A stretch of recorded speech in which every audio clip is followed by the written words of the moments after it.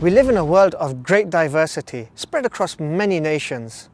We seek direction and a better way to live, and to this end, we follow an approach or a set of principles to guide us. In Islam, God has established 5 principles which define the framework for the Muslim life. These principles are better known as the 5 pillars of Islam.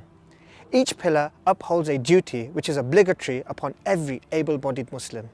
The first and most important pillar of Islam is the testimony of faith. It's a simple yet powerful declaration which forms the basis of Islam, and it means there is no God worthy to be worshipped except for God, and Muhammad is the messenger. It's a universal declaration which forms the essence of every Muslim believer. The second pillar in Islam is prayer.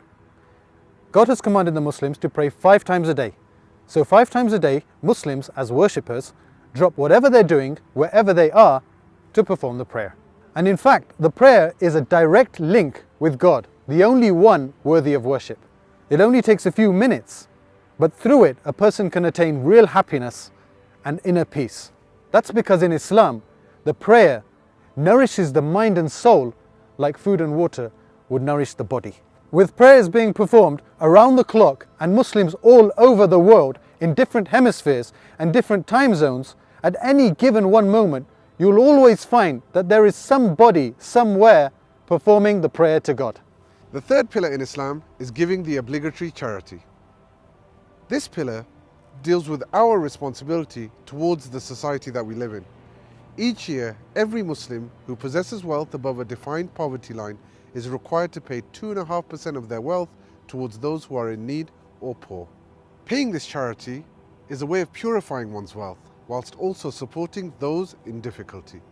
The system of giving this charity is comprehensively described in the Quran. Imagine if every person paid 2.5% of their wealth to those who are in need, poverty could easily be eradicated. The fourth pillar in Islam is fasting during the daylight hours of the lunar month of Ramadan. In this very special month, the fasting person, for the sake of God alone, not only abstains from basic comforts of life like food and drink, but also from doing anything that is displeasing to God. That means things like losing your temper with people, or lying, or backbiting, or even taking part in foul talk. Besides the fact that fasting is great for your health, it also allows the fasting person to be at one with and sympathize with all those people around the world who are suffering from hunger and poverty.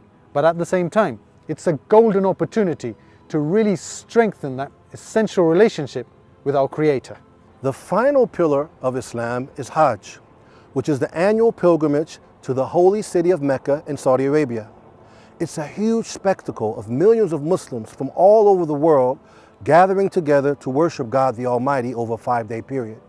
All Muslims are required to perform the pilgrimage at least once in their lifetime, as long as they're physically fit and financially able to do so. Male pilgrims only wear 2 simple white cloths around their body, which strip away any distinction of class or culture, as they stand equal before God, to the point that a millionaire could be praying next to a poor man and no one would know the difference. The 5 pillars of Islam uphold what is virtuous to every believer who submits to God's will. Muslims from all over the world are united in trying to fulfill these pillars to the best of their ability so that they may earn God's pleasure and mercy and in the end enter paradise, a life of eternal happiness.